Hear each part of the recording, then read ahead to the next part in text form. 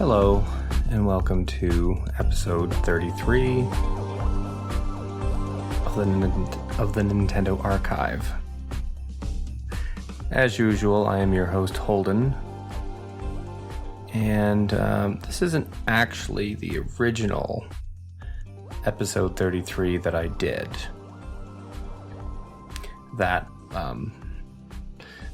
This is a redo of episode 33 because for whatever reason Audacity won't let me open that original file. So this is episode 33 redo. It will be a much shorter episode than the original, as I'll just be going through the bullet points of the reviews featured on that particular show because I don't want to repeat myself. I already do that. And so, for what you're going to hear, it's going to be 2 reviews on 2 N64 games. And we'll just dive right into it. I hope you enjoy it. So the first game that I'm going to be reviewing is I don't know the title of it, but I know that it's called Battle for Naboo. Released on the Nintendo 64.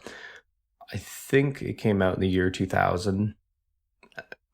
I could look it up, but I'm too lazy. This is going to be a lazier show. But it was developed by Factor 5, who also developed Rogue Squadron, and it is in the vein of Rogue Squadron, the style of the game. And rather than just build up to my point, I think I'll just kind of make the point I'm trying to make, how I feel about the game, and then simply extrapolate.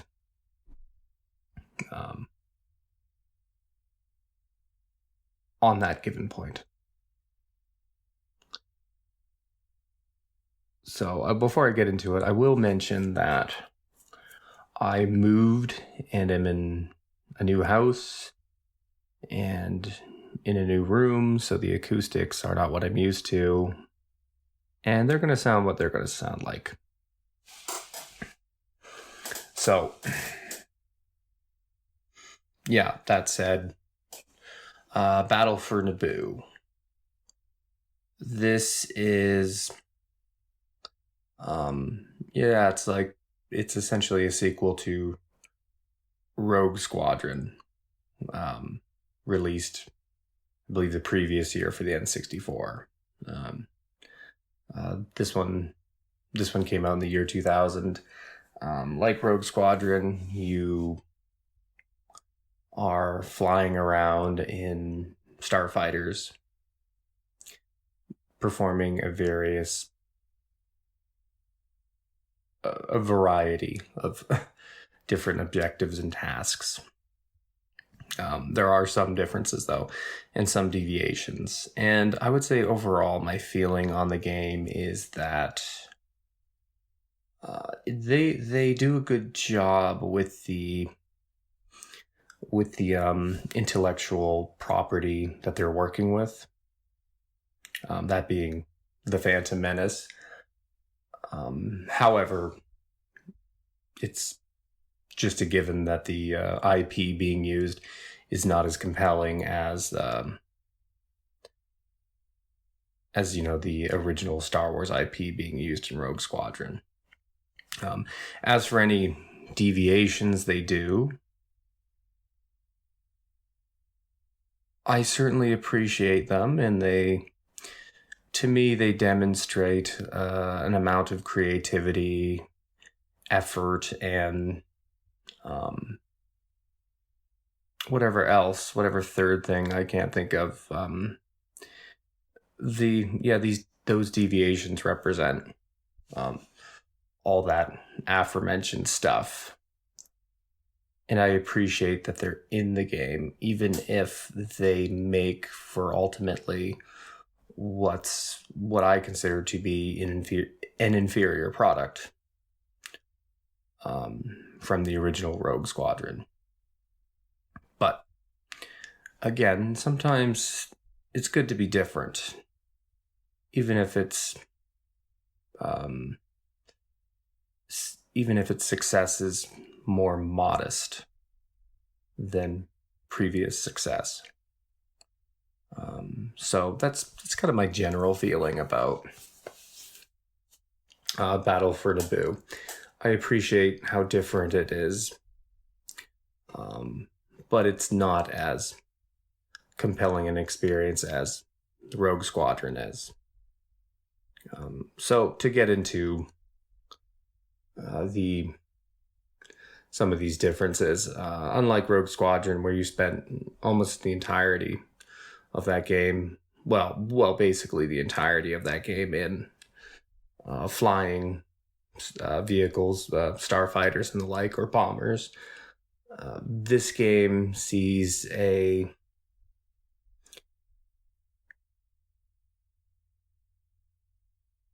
takes a ground approach to its vehicles, in that you'll be in a lot of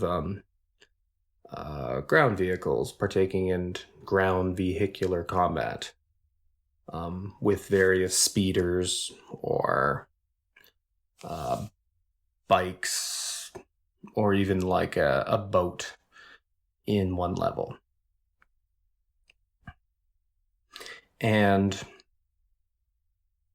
I think at the end of the day, these vehicles aren't as enjoyable as being in a starfighter, but I think they did a really good job equating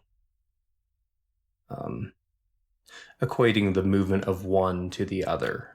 So it doesn't feel jarring to be in a speeder and then go into a starfighter.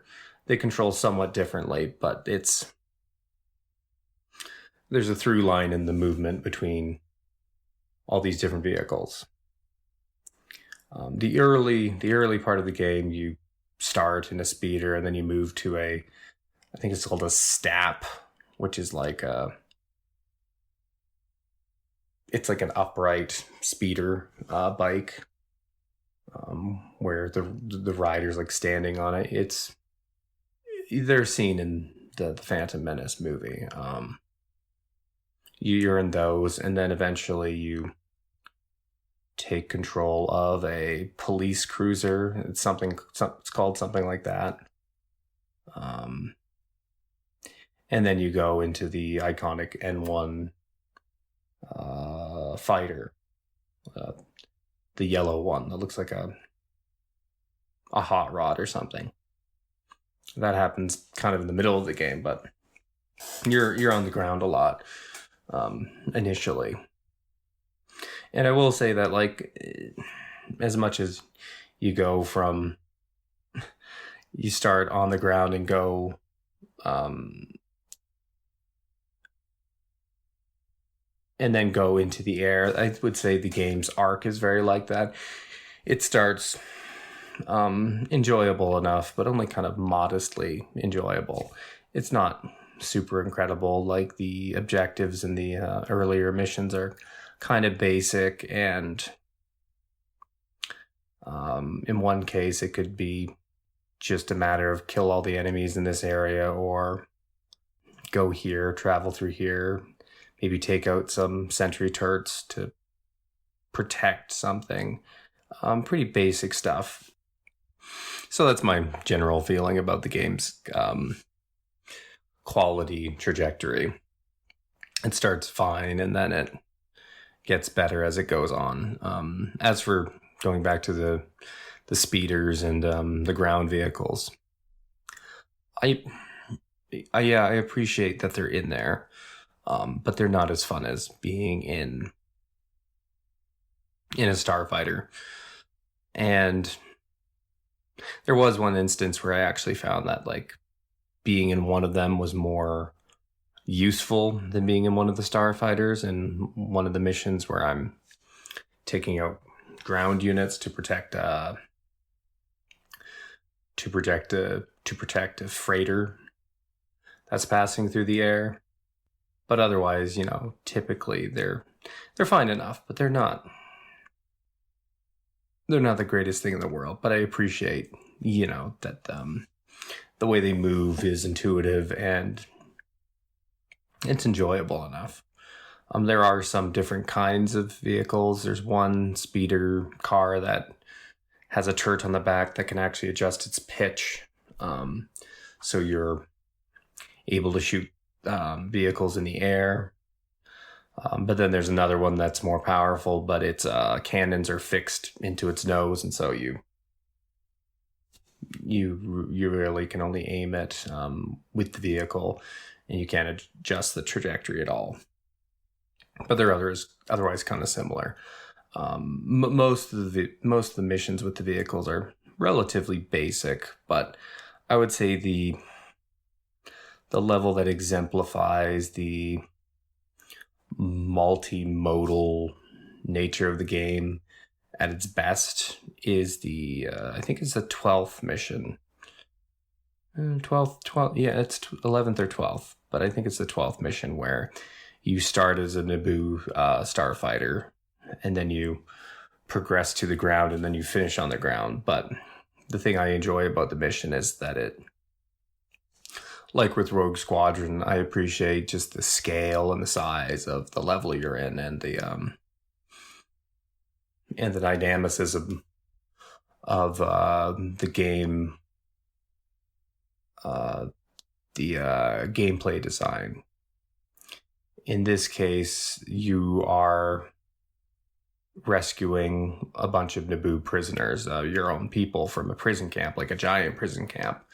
And you start in the Naboo starfighter, and you can actually chase down one of those very large drop ships with the 4 wings on it, seen in the movie. And if you pump enough lead into it, you can actually bring it down. It's kind of a waste of time, and you end up getting lost. But it's cool that you can do that. As for the level itself, it takes place within a verdant, I think verdant's the word, a green canyon labyrinth, I guess. And so you start in the air, and then you take a stap, or whatever you want to call it, and then you follow one of the freight vehicles that are automated past the security fence, the laser security fence, and then you, one at a time, take out these prison compounds. There are sections in them, and you can do it by finding a generator to knock out the gate, or you find explosives and you set them off. You blow them up, set them off, whatever you want to call it, to punch a hole in the wall. And then you have also a part where you have to blast the doors on these prison barracks, and all the people run out and they commandeer vehicles, and then they're rushing out of the open gate or the breached wall, and you're following them out as you release more and more in these different wards of the prison in this very as I said, it's like a canyon or a valley with lots of different levels and lots of hills to climb up, and you're just gaining more and more prisoners until eventually you break out of it. And you're in a speeder at this point, because you can switch vehicles. And as you're in the speeder, you're taking out Trade Federation tanks as they're creating a blockade, as all these prisoners and their different vehicles are escaping. That's probably, again, I'm not sure it's my favorite level in the game, but it's the best representation of the ground vehicles as seen in the game. And I appreciate all the different moving pieces in that level, and the way the level kind of crescendos with one prison break occurring and you being part of that. otherwise, the flying missions are probably the most enjoyable aspect of the game. They're not as good as some of the other missions in Rogue Squadron, but they're what you expect, I guess. And as you get towards the later levels, they are enjoyable. Audio-visually, some of the missions actually take place in space above the surface of Naboo. They're quite beautiful to look at. In one of them, well, in both of them, in order for you, the player, to what would be the word?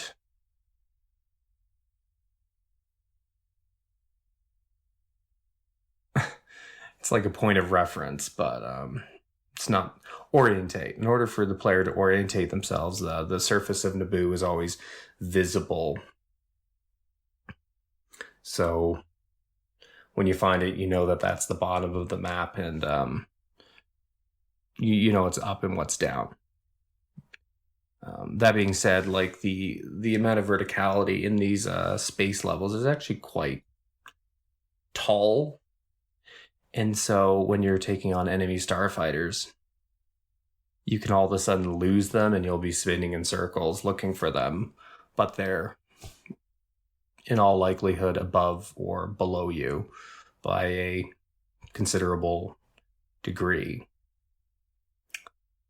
So it's a little disorientating despite their best efforts to keep the player orientated with the surface of Naboo being always visible from space. And as I said, it's quite beautiful seeing the curved horizon and the blue hue of the planet contrasting the darkness of space. It's very good looking. There's only 2 levels that actually take place in space. The others, like in other Rogue Squadron games, they're usually a surface or an air to surface affair where you're taking out ground vehicles or other fighters.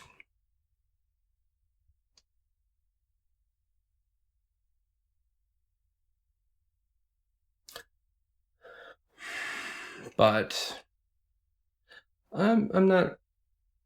But otherwise, that's really all I have to say about the game.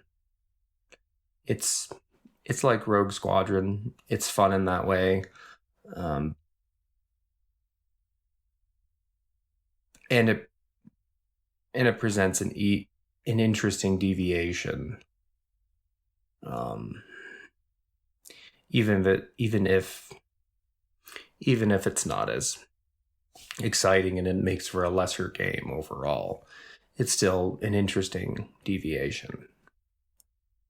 As for any highlights in the game, I would say the last 5 levels of the game are really good, and the first 10 are not so good. Like, they're okay, but they're the high point of the game is in the last 5 missions, which you would expect, but I would say that the game definitely takes too long to get going in that regard. But the last 5 missions, one of those missions sees you taking a slower bomber aircraft, and you have to destroy an enemy convoy or armored column going up into the city to provide support just prior to the battle in the movie. And it's fun enough just dropping bombs on this armored convoy. But at one point, your bombs do recharge, but they weren't recharging fast enough, and I was out of them. And there was 2 vehicles, or just 1 vehicle actually, that was going to cross the point where it would spell failure for the mission, and I didn't have another bomb. And so I used the cannon on the ship to bring down this very tall stone pillar or stone spire. And I timed it right that it fell right on the last vehicle. And that felt really good. Otherwise, going over top of a column and dropping bombs on them and getting it right, that's always very enjoyable. And then another mission in that, it's one of the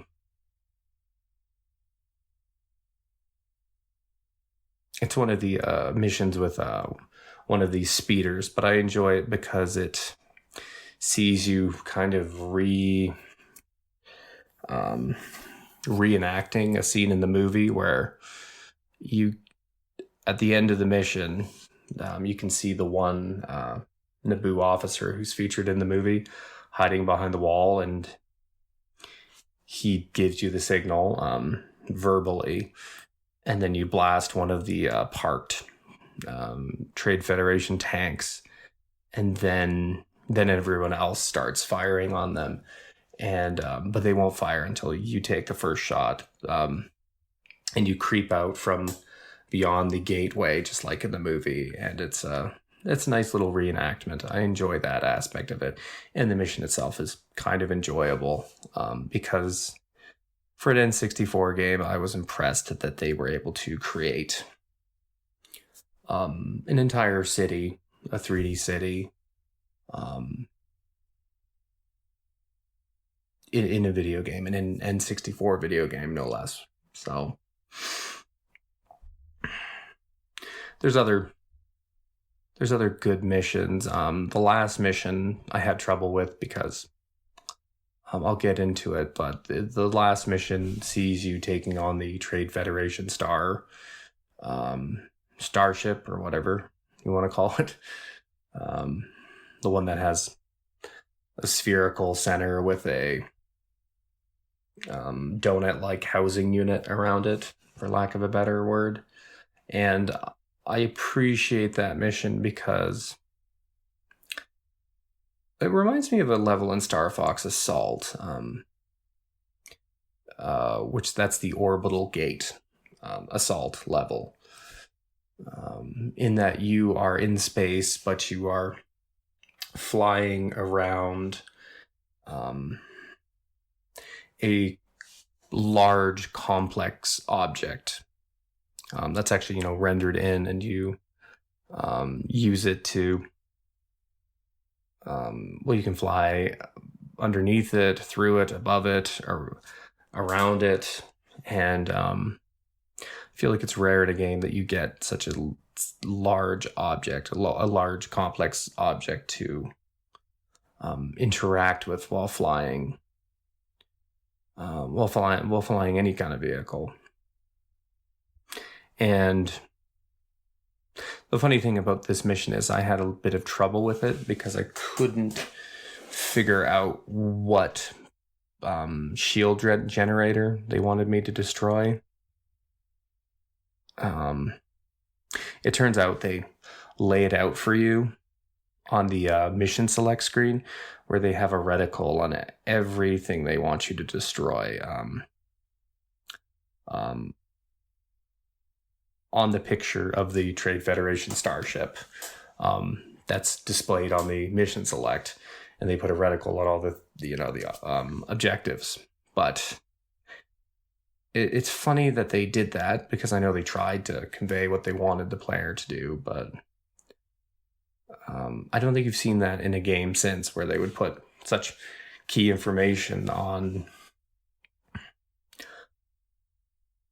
a menu that you're going to be skipping through to retry the level. So I had a lot of trouble because I wasn't paying attention to the display. I was just skipping through it, which that's kind of on me, but also it's not something people would do again. Like, they kind of learned what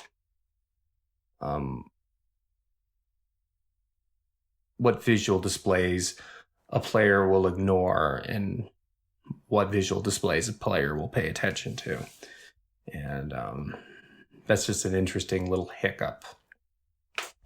But that level is quite enjoyable because as you're taking out these key components of this giant ship, There is like 2 galleries of cannons, 4-barreled cannons firing at you, and just the volume of fire will just waste you in a bit. So you can't come at the shield generator straight on. You have to come from the side, or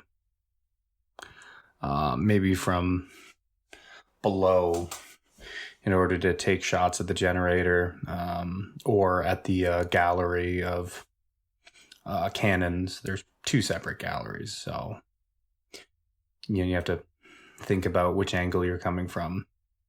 And that's one interesting aspect. Another interesting aspect is if you have fighters on your tail, you can use the object itself, the Federation starship, to lose them by weaving in and out of it, or going around its the housing unit, that circular housing unit around it, to lose them, or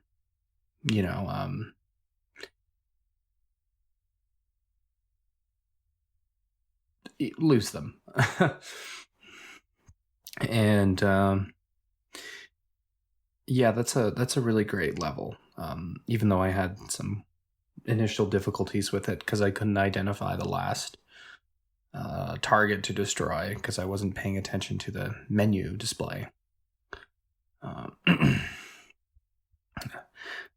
After that, there's actually like a whole lot of other missions, like maybe 15 more, maybe 8 more, I'm not quite sure, but there's a lot of post-game stuff, but you need to beat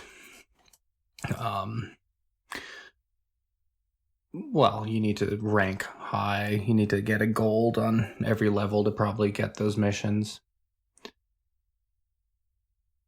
which I wasn't really willing to do, but there's also that to consider. But in terms of the main 15 missions that you play, I beat all of them, and had a good time with the last 5 in particular.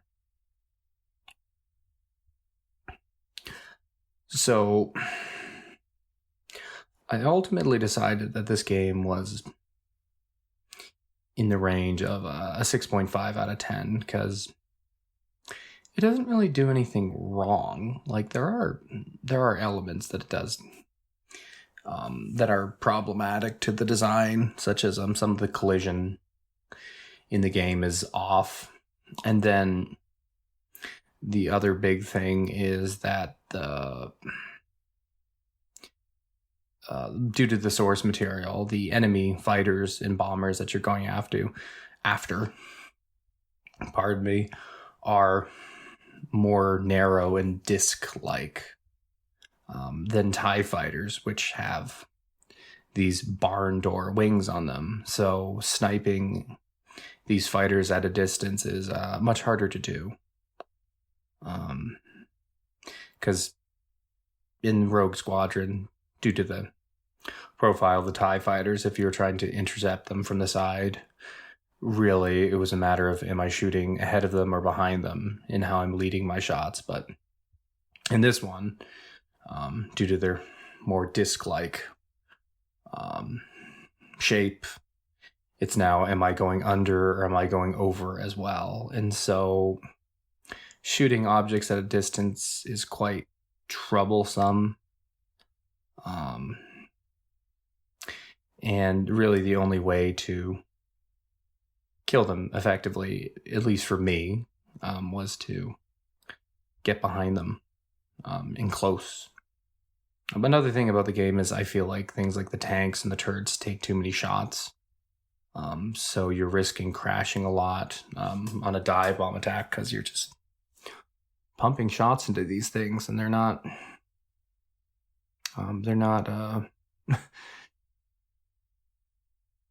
dying fast enough. So other than what I would call like little balancing issues and little things that need to be tightened up or tweaked, there's nothing terribly wrong with the game. I think it's just a matter of there's nothing truly spectacular about it either. With the bonus levels, I could see this game being a 7, but I didn't experience those. But I'd say it's a 6.5 out of 10. It's a generally pleasant game to play with a really solid back half, and also interesting deviations from the from its predecessor. But I will say this, actually, before I continue on. The game seems to have perfect difficulty, aside from that issue with the final level, which, you could kind of chalk up to my own fault, as unorthodox as the directives from the developer are.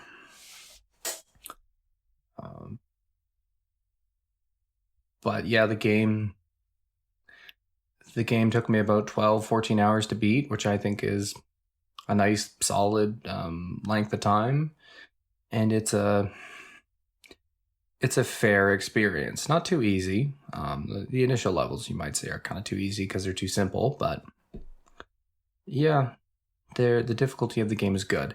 It's just that, for the 60% of the game is kind of dull. Not too dull. It's enjoyable enough, but really the game takes a little while to get going, and it's just a less enjoyable game than the original Rogue Squadron.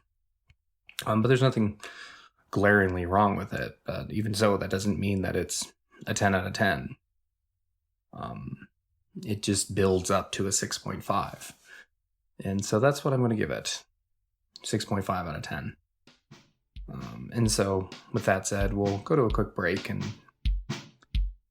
then we'll move on to our next review.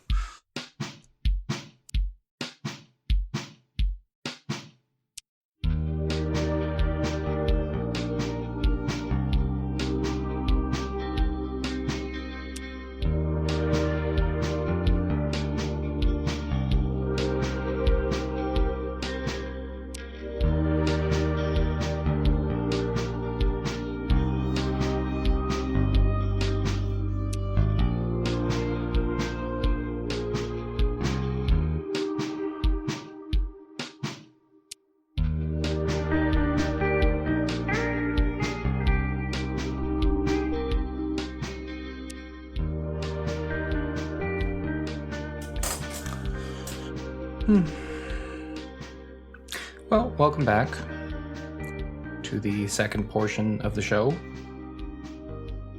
in our redo episode of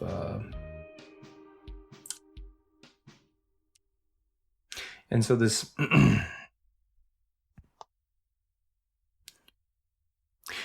and as I stated earlier, the second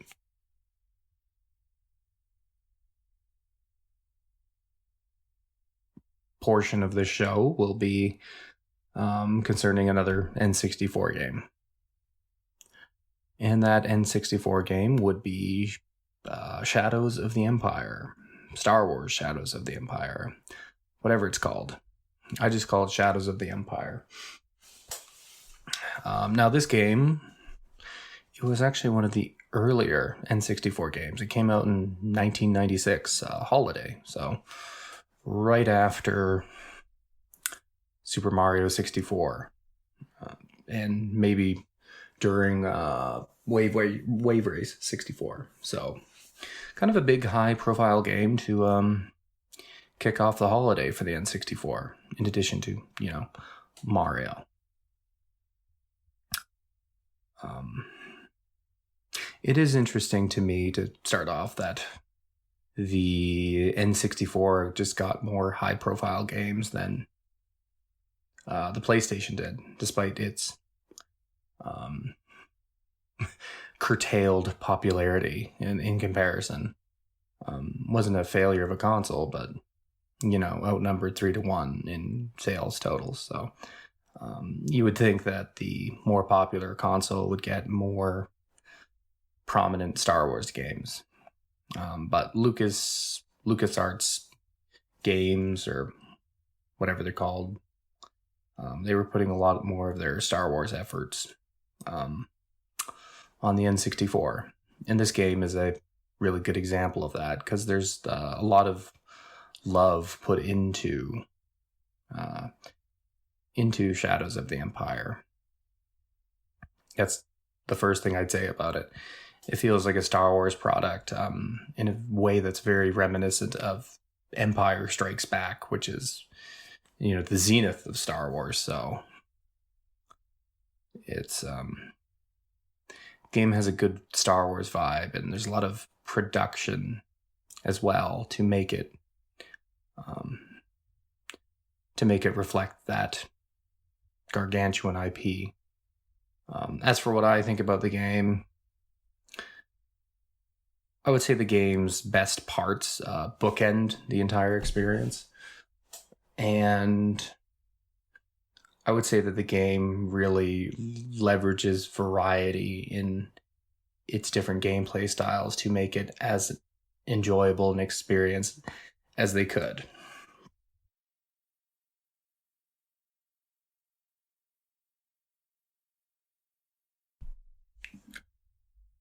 Unfortunately, the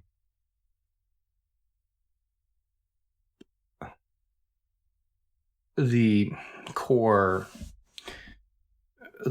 gameplay on which all of this stuff is bolted onto is just not that enjoyable from the character movement, the gameplay design, and just the level design.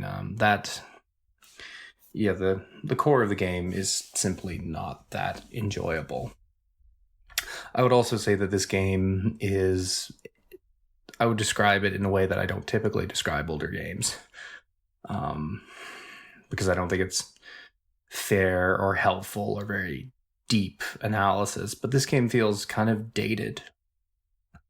It feels old in a way that I wouldn't usually describe games as. Even N64 games, which I feel like are like the oldest and the most dated feeling kinds of games. This is a universal truth, that part. But this game in particular feels dated. Even so, I actually really kind of enjoyed it for its variety that they had in the game.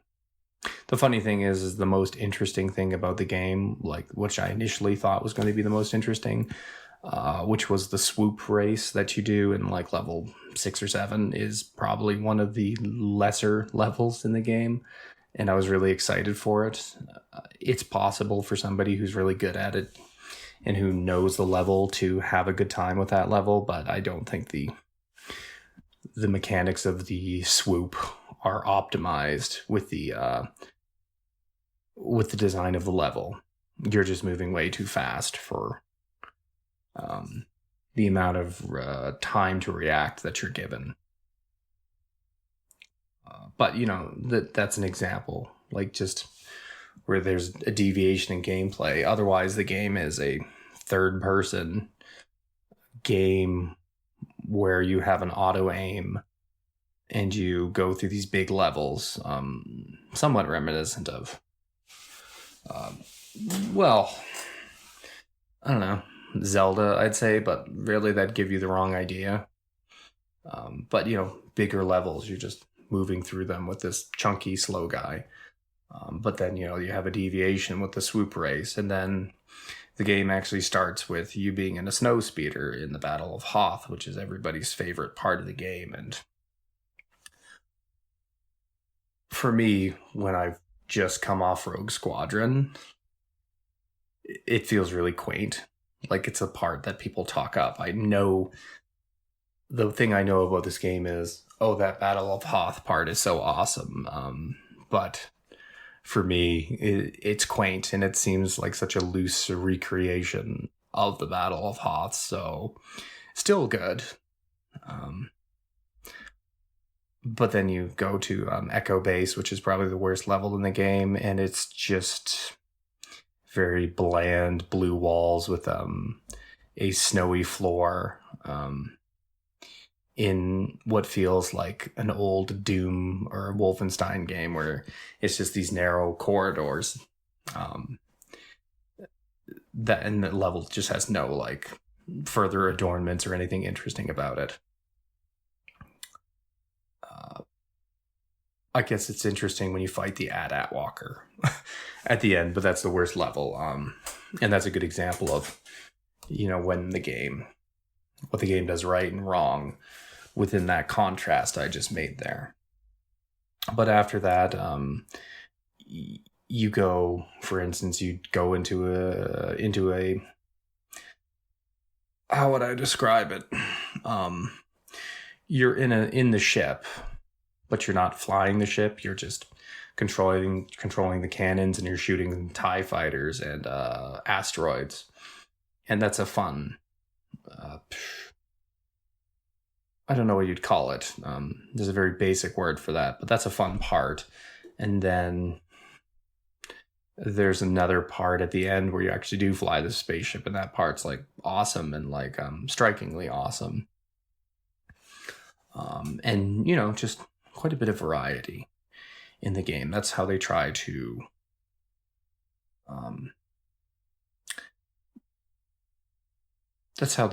bolster the game design. But for a lot of the levels, they're just simply not interesting. Echo Base is terrible. The level after it is really good. That's my favorite level in the game. But then the level after that, while it's interesting, you get this jetpack that just you can use indefinitely because it just recharges all the time. And it's just a very useful item in that you can use it anywhere and everywhere to whatever effect you can utilize out of it.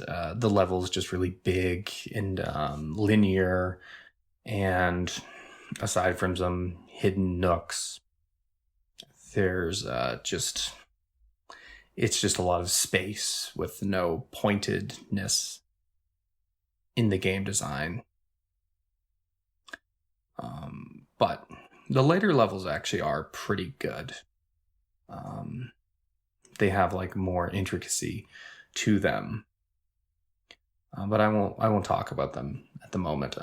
Just the general gameplay though is also kind of unexciting, and if you're playing on a harder difficulty or just the normal difficulty, they try to halt your progress with cheap deaths, like if you're going up an elevator, they'll just have guys puppy guarding the elevator, and you kind of have to guess where they'll be. And they pump lead into you, you die pretty quick, or if they do it consecutively, and they're so close that you probably will die or take a lot of damage there. In that particular level, which is the Canyon Desert level, where you get the jetpack, which jetpack is cool. I'll talk about it more, but yeah, the core gameplay design and the level design are not always interesting. And what's worse is you'll probably be seeing these uninteresting levels several times because the game's life system is bad. As for the gameplay, it's interesting that you have this character that has a bunch of different camera angles you can utilize. And in some cases, the camera angle is just like almost pointless. Like one of the camera angles is like almost in front of you, in front of the character and to the side. Another one is a top-down camera angle, which actually has uses, such as with the elevator. If I was using that, I'd probably have a better time with it, or just it's funny finding uses for what's otherwise a odd game choice where you have a camera toggle where you can change the camera with the D-pad. But as for just the general movement, aside from the weird camera, you can walk forward or backward. Turns out if you hold the shoulder button, you can strafe, which probably would have made some fights a little easier for me, but I didn't know there was a strafe button. It says it in the options, so it's in there. So yeah, you can strafe side to side. You're generally very slow moving, and you can duck, which is quite effective in ensuring that the stormtroopers miss you. So it's actually a very valuable strategy to just duck and shoot rather than moving around. And then there's your pistol, which just auto aims. So it's not really a shooter. Initially, I thought it would be a shooter, but it's not, because there's no real aiming in it. That being said, it feels very satisfying to hit someone center mass with your blaster shot. Just feels very lethal, and the sound they took, the blaster sound they took from the movie, sounds really good. From the noise of the projectile to the impact.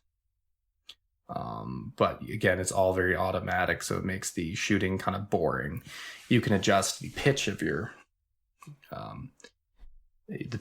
gun with the analog stick, so you can kind of aim down at enemies that are below you or above you to prioritize them. And in some cases, where the game's like the general design of the game's combat is threat management, so that is helpful in that sense. But otherwise, the combat's just very boring, and the movement's kind of unsatisfying. But there is an interesting set of wrinkles to managing threats within the game. The most interesting thing about the movement is the jetpack, which you just get, and they just let you have it throughout the game. There's one level where you don't have it, even though you've recently got it in the I think it's a Star Destroyer, but the 2 levels after that, the 2 final levels, you do have the jetpack that you got in this 4th or 5th level. And the jetpack works that if you turn it on, your character will hover just on the ground. And then if you leave a ledge, he'll start to sink slowly. But then if you give the rocket pack more gas, he'll ascend up. And it's built on a meter where you have 100%, and then you go down as you float, or as you put more gas into it. Obviously, the more gas you use, the quicker it goes, but you can float for a long time.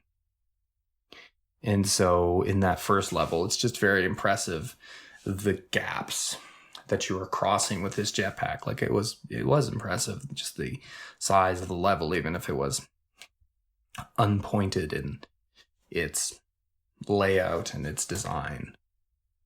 And then it's also cool that it's useful in water. Like, the water exploration in the game feels good because you use the rocket pack to move through the depths, up and down through them. And so there's even a level, there's a lot of verticality in the game. And that's the most interesting thing about it, is that there's this added verticality with the jetpack, even if some of the levels are, even with that, kind of dull. But the jetpack is cool. Everything else about the game kind of feels basic and not brain dead. The game isn't kind of difficult. It is difficult, in that if you're not if you don't have a quick reaction time, or you don't manage the threat level properly, then you'll get killed off pretty quickly. That being said, I was having a lot of difficulty when I didn't realize there was a strafe button. But even with the strafing that your character can do, it only helps so much. As for these levels, as I said, I think on a one-time playthrough, they're pretty okay. Like, they're not terrible. But the game's save system is really bunk. To describe it, I think you start with 4 lives in the first level. And then as you collect rebel points, which are these rebel logos just floating around, these silver logos, if you collect enough, and I think there's as many as 10, you can unlock unlockables if you collect them all in the game. But the most immediate thing that it does is that it gives you a bunch of lives at the end of the level for how many you collected, but only at the end. So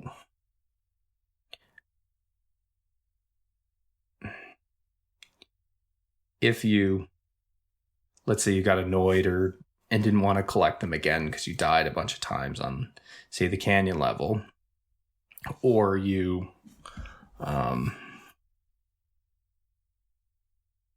only got like 3 lives because you collected 6 of them, you would then start the next mission. It would cash out those 3 lives, and then you'd have like 3 lives. And the thing is that you might need more than 3 lives to beat that mission, that the next mission that you're on. But in order to get more lives for that particular mission, you can't collect rebel points in this mission that you're now in because it doesn't cash them out to the end of the mission. No, you would have to go back to the previous level to collect more rebel points, to get more lives, and also to, like, say, die less times on the previous boss, because the minute you go back to the previous level, it then resets your lives to what your lives were when you started that level, if that makes sense. It's a very, I would call it antiquated, but I don't know what other games did this. It just seems like a bad approach to designing a long form game. And really, I think it's just there to pad out the game, because this is an N64 game, and N64 games have to be 25 hours long, preferably 30. For a little kid, this might be 40 hours of game. And, there was the added effect that because you were stuck in these levels so long, you might develop a nostalgia and familiarity with them. That doesn't happen if you're just blasting through these levels, but this is very poor game design, in my opinion, that you have to, in order to get more lives for a particular difficult level, you'd have to go to the level previous and perform better on that level to have more leeway in the level that you're currently having trouble with. Quite a jerk around. So that's like maybe the one really big issue with the game's save system, which is just kind of awful. And for me, I would have had to restart the game because I kept getting killed by Boba Fett. And then I would have had to start the game on easy because I just didn't care at this point. It was like, oh, whatever, I'll play the game on easy, which, is a bit humiliating in some sense, but also whatever. Play the game on easy, but then I'd have to, start everything at the beginning. And maybe in hindsight, I should have just done that. But for me, there was already a profile they had beaten the profile. They had beaten the game on easy on that profile. So I just left off on the level that I currently was stuck on that profile with the easy difficulty. So I can't really experience the sting of having to replay through all this crap again, but I really didn't want to do echo base. But that's the game's life system and save system. As for other things, as I mentioned, there's other mechanics such as the swoop race, which isn't so good. And then there's the ship sections where you're manning the turret or flying it. And those sections are pretty great, or the snow speeder. But there's also variety within the levels. The one level that's my favorite level in the game, it involves a series of trains. And initially I thought the level was going to be crap because it's on a junk planet. Like, oh, you're in a junkyard. But this level, it reminds me of Uncharted or something, like, where it's just very dynamic, moving elements within the level. It's not a fixed, empty zone. You start on a bunch of empty freights on a train, going through this giant planet-sized junkyard, and you have enemies flying in trying to shoot you, or coming up beside you on other freights trying to shoot you. And then eventually, because you do have a jump in this game, you can jump from one freight to the other, or move around through the freights, some of which actually are covered, to find a place to jump onto the next adjacent freight line, because the freight you're on is going to crash or like go into the muck, which is poisonous, obviously. And it's just super dynamic and exciting and impressive. Like, it's a very impressive moment in the game. And this is the 4th level, like favorite level in the game. Like, it's exciting for what it is. They utilize the very so mechanics in a great way, where the situation you're in heightens, the core gameplay. And then from that part, you fight IG-88 or IC-88, one of the attack droids, and I got the crap kicked out of me. But that part is also interesting. And the bosses in general, I kind of enjoy, because they're not really about going toe to toe with them, because you're such a clunker of a person, and if you get too close to them, they'll just kill you with a flamethrower or some weapon. Like, they kind of have a far attack and a close attack, and the close attack is just an instant kill. Luckily, with the respawning, you kind of just drop back in until you burn all of your lives.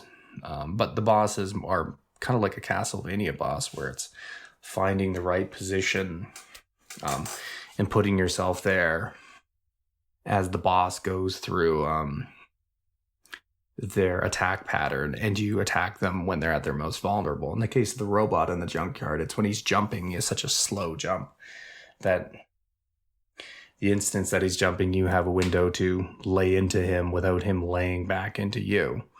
With Boba Fett, it's the same thing, where he flies, and then you wait in the spot where he's going to land, and then you use all your special ammo. And I say the levels of the game are kind of uninteresting, but they do have some interesting goodies. There's seeker missiles, which I never got good at, like, where you can actually make them home, like you can remote control them, or you can just shoot them as a rocket that just goes straight in a straight trajectory. And so whether you get the pulse laser, which does a lot of damage, or the rocket, or maybe there's a flamethrower. I think there's a flamethrower gun too. All of this, you use all of this on the bosses. Of course, if you use all your best ammo on one phase of the boss, not knowing there's a second phase, then you're kind of screwed. So you want to you get kind of suspicious. But the game is, for the bosses, it's about cheesing them when and where they're vulnerable. The arenas that you fight them in are actually quite spectacular, particularly the one where you fight Boba Fett.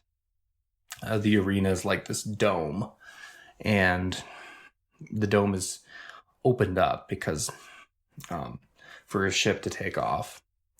And you think it's just there's a place around the launch pad, and then there's some catwalks on the inside of the metallic dome. But it turns out if you use your rocket pack, you can actually fly outside of the cracked dome. It's a very pointed dome, and find goodies on the outside of the building. It's like, oh, that's really cool that like this entire arena is realized and you're not just stuck in a little circle. Another one is this boss with a giant robot where you blow chunks off of him, and he's like one big mech robot. Then he's just a torso with arms, and then he's just a head as you blow him up. And the arena that you're in becomes a maze as portions of the floor lift up to make that maze, and you have to hide from him so he's not facing you because you'll get lasered and wasted. And I failed that boss on easy, so on normal he must have been just miserable. And then you lay into him when he's not looking at you, when you work your way around the maze to get him. So the bosses are, I don't know if they're great, but they're certainly interesting. And then that train level is really interesting too, actually. And the jetpack's really cool, as I said. The last two levels are quite good. The first of those two is a sewer. But there's actually a lot of maze-like design in it, similar to like a Ocarina of Time game where you actually have to use navigation to push forward, unlike in previous levels where there's kind of minimal navigation. You only navigate to look for goodies. And so that level is interesting in how you find yourself going in one direction and then circling back to take out certain objects that will open the way as you go forward.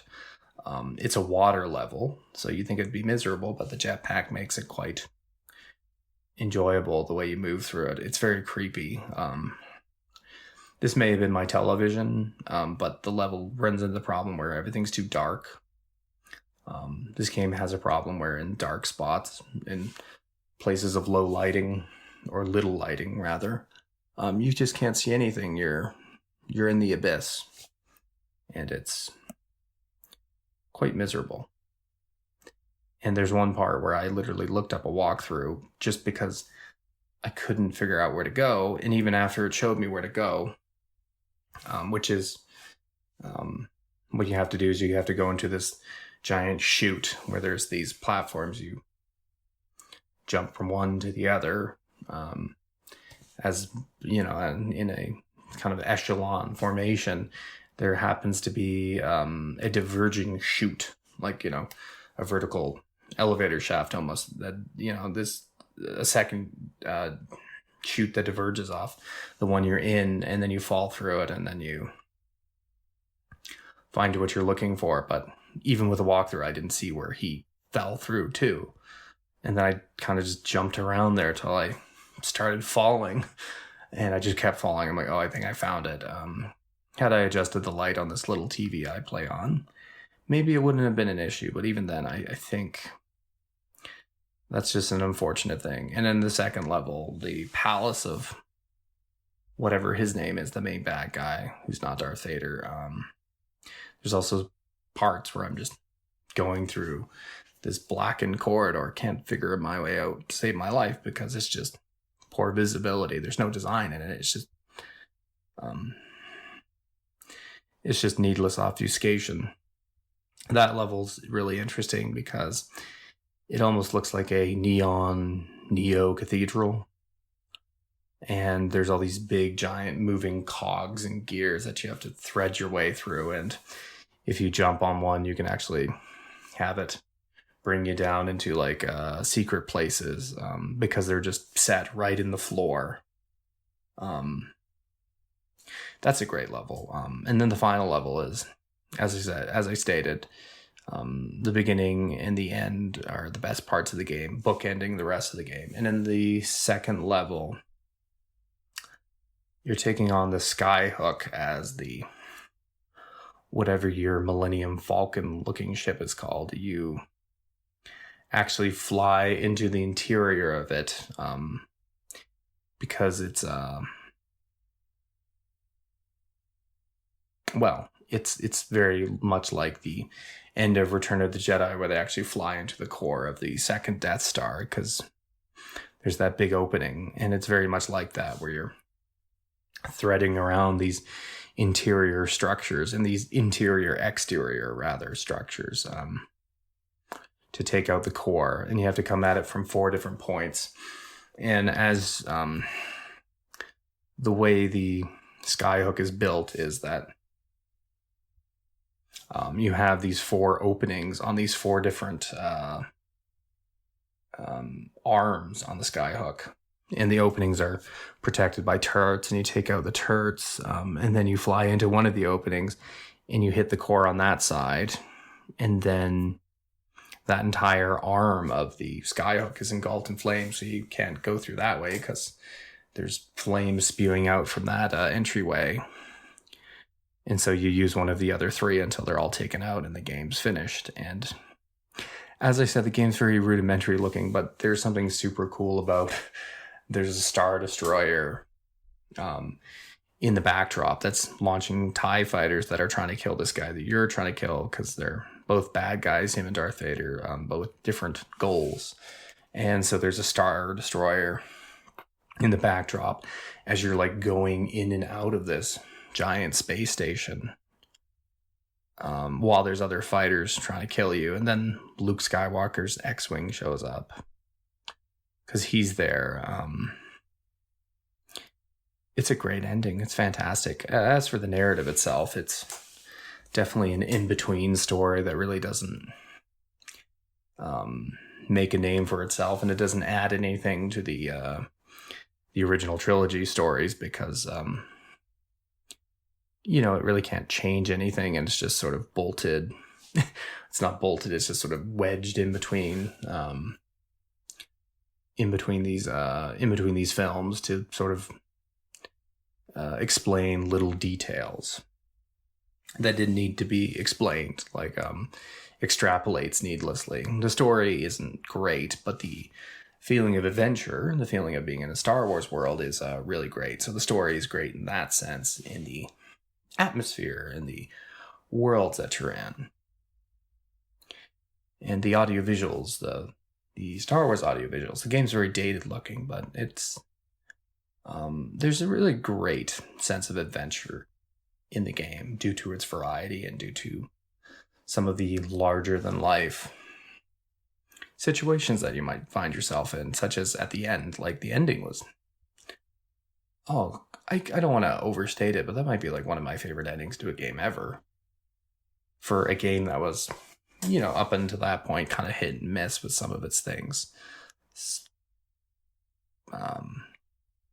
So, yeah. Initially, when looking at the game, I think I determined it was a 6.5 because I thought it was more than the sum of its parts. But I'm going to say, on this redo episode of 33, that the game's a 6. I just think that the core gameplay of it is unremarkable, and the fact is, it would be forgivable if you're just going through one of these levels once, but with the life system, you're going to be going through them a whole bunch of times. Unless you play on an easy, which kind of alleviates it, but then easy also feels a little too easy, so it's like also not an optimal way to play. And, well, I guess that's really either way, like just the life save, the life system in the game and the save system makes playing through dull levels multiple times a reality. And that's not going to be terribly enjoyable, even if there is some hidden stuff in some of these levels. And then just the main mechanics of the game are kind of dull, even though in the context of the boss fights and in the case of some of the deviating mechanics, it works. In the case of that train level, well, that's quite fantastic. I don't want to overstate like how incredible it is. It's still an N64 game you're playing, but just what a great level. What a dynamic level. So, even so, I'd say the game's a 6 out of 10 because the core gameplay is just kind of and the core level design is But all that variety sprinkled in, and the strong beginning and the strong ending kind of make the game worth playing. I really enjoyed the game. Like, talking about it, I'm like, maybe I should play that game again, which is weird for a game I'm saying is 6 out of 10, but yeah, 6 out of 10. A lot of problems, but there's just a lot of other good things bolted on to those problems. And it covers the game's very average gameplay, or even below average in a lot of ways. So that will be that will conclude it for this review. As for where these games rank, I don't have the rankings in front of me, so I'm just gonna have to do it from memory. Starting with Shadows of the Empire from the bottom. Is it better than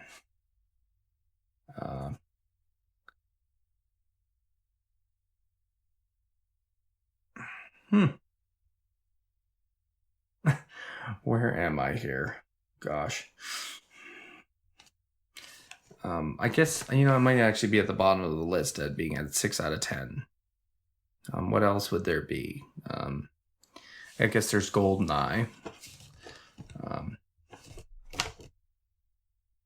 I don't know. It's not better than GoldenEye just because GoldenEye, whatever my problems with it, the core gameplay is better in GoldenEye, even if it's dated feeling as well. But it's, more enjoyable and better. So, yeah, I think it stays right at the bottom, Shadows of the Empire, unless there's another game that I didn't look at. As for Battle for Naboo,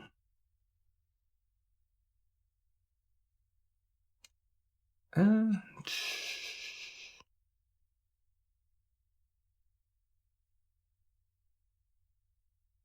just trying to remember the games I talked about after this, because I've recorded a bunch of episodes since re-recording this one.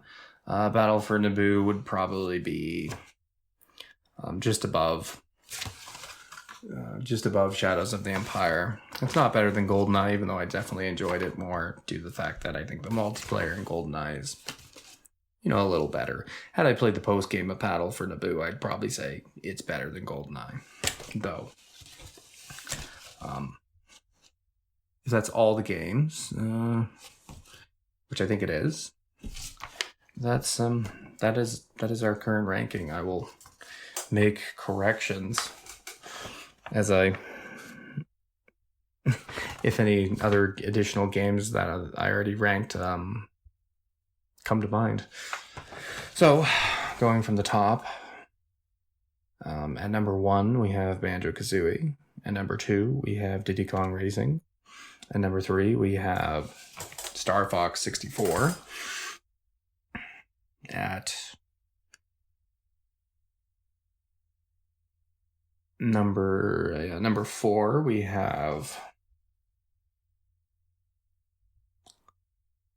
Smash Brothers 64. No, we have Rogue Squadron.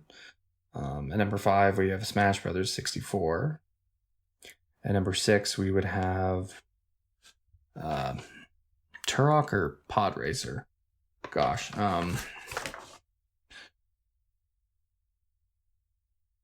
Pod Racer. I think at number 6 we have Pod Racer. At number 7 we have Turok. At number 8 we have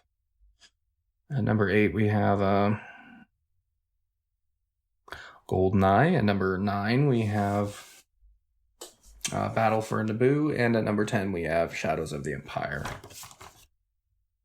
It's kind of a test to how consistent is my reviewing process if I can't even remember which game I ranked above another. Well, I remember the reviews, just not the rankings sometimes. So, yeah, that will conclude the show. I don't know if I'm going to put a lot of work into this redo episode, but I hope you enjoyed all the same. And maybe going forward, we'll try to go for trimmer episodes like this. Till next time, God bless and take care. Bye-bye.